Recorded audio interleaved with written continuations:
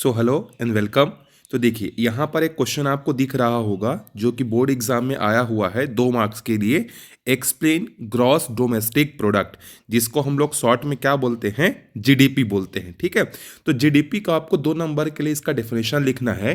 तो देखो जीडीपी का मतलब क्या होता है, एक साल के अंदर किसी एक पर्टिकुलर टेरिटरी के अंदर में जो भी फिनिश्ड जो गुड्स होते हैं, ठीक है, फिनिश्ड गुड्स एंड सर्विसेज का जो भी फाइनल वैल्यू होता है उसको उस टेरिटरी का क्या कहा जाता है, जीडीपी कहा जाता है। जैसे मान लो आपका गांव है, आपके गांव के अंदर में एक साल के अंदर में जो भी सामान बना और जो भी सर्विसेज मिलाकर जो भी वहां पर पैसा मिला, जैसे मान लो सामान बनाने में आपको 1,000 रुपये मिला और सर्विसेज में बहुत सारी चीजें आती हैं।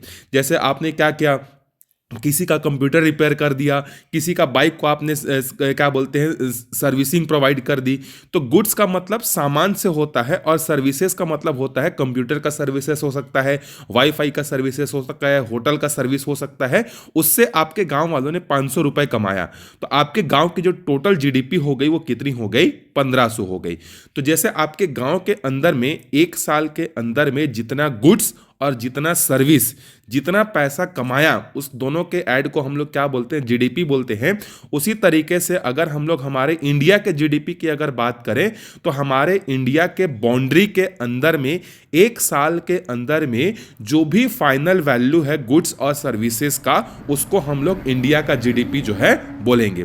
तो जीडीपी में आपको एक चीज याद रखना है, एक टर्म आपको याद रखना है एक साल, कंप्लीट ईयर, एक साल के अंदर में। दूसरा वर्ड आपको याद रखना है विद इन टेरिटरी, मतलब किसी एक पर्टिकुलर एरिया के अंदर में। तीसरा चीज आपको याद रखना है इसमें गुड्स एंड सर्विसेज का फाइनल वैल्यू, पैसा, गुड्स एंड सर्विसेज का। ठीक है, और लास्ट क्या याद रखना है आपको, फाइनल वैल्यू। इन चारों चीजों को आपको कंबाइन करके 2 नंबर का डेफिनेशन जो है आपको यहां पर बनाना है। Thank you.